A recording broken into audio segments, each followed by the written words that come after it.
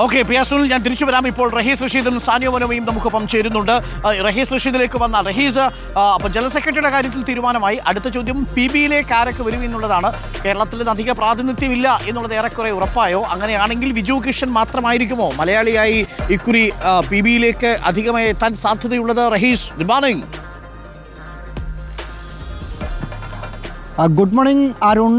നമ്മൾ പ്രതീക്ഷിച്ചത് പോലെ കേരളത്തിൽ നിന്ന് PB-യിലേക്ക് കേരളത്തിൻ്റെ കോട്ടയിൽ ആരും വരില്ല എന്ന കാര്യത്തിൽ ഏതാണ്ട് വ്യക്തത വന്നു. നിലവിൽ 4 പേരാണ് PB അംഗങ്ങളായി കേരളത്തിൽ നിന്നുള്ളത്. ആ കോട്ട ഉയർത്തേണ്ടതില്ല എന്ന തീരുമാനത്തിൽ ഇന്നലെ വൈകുന്നേരം ചേർന്ന PB എത്തി. ഈ ഒരു സാഹചര്യത്തിൽ മുമ്പ് പറഞ്ഞു കേട്ടിരുന്ന KK ശൈലജയുടെയും ഒപ്പം EP ജയരാജിൻ്റെയും പേര് PB-യിൽ വരില്ല, അല്ലെങ്കിൽ അവർ PB-യിലേക്ക് വരില്ല എന്ന കാര്യത്തിൽ ഒരു വ്യക്തത വന്നിരിക്കുകയാണ്. പ്രത്യേകിച്ച് MA ബേബി ജനറൽ സെക്രട്ടറി ആകുന്ന സാഹചര്യത്തിൽ കൂടി കേരളത്തിന് അധിക പ്രാതിനിധ്യം നൽകേണ്ടതില്ല എന്ന തീരുമാനത്തിലേക്ക് PB എത്തിയിരിക്കുകയാണ്.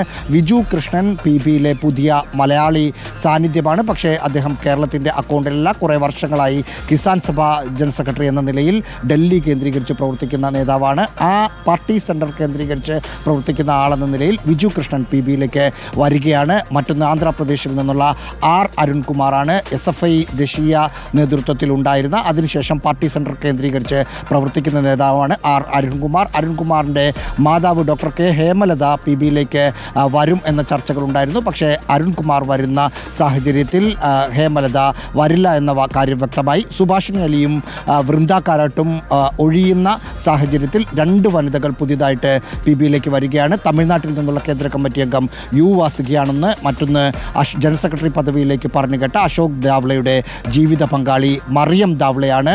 തമിഴ്നാട്ടിനെ സംബന്ധിച്ച് G രാമകൃഷ്ണൻ PB അംഗം 75 വയസ്സായതുകൊണ്ട് അദ്ദേഹം ഒഴിയുകയാണ്. അതിൻ്റെ ഒരു പരിഗണന കൂടി കിട്ടി.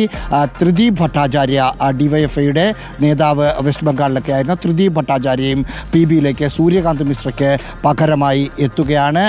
ഒപ്പം മറ്റൊരു ത്രിപുരയിൽ നിന്ന് ലോക്സഭാ അംഗവും MLA-യുമായിരുന്ന ജിതേന്ദ്ര ചൗധരിയും PB-യിലേക്ക് വരികയാണ് എന്ന് വ്യക്തമാകുന്നു. ഡോക്ടർ ആരും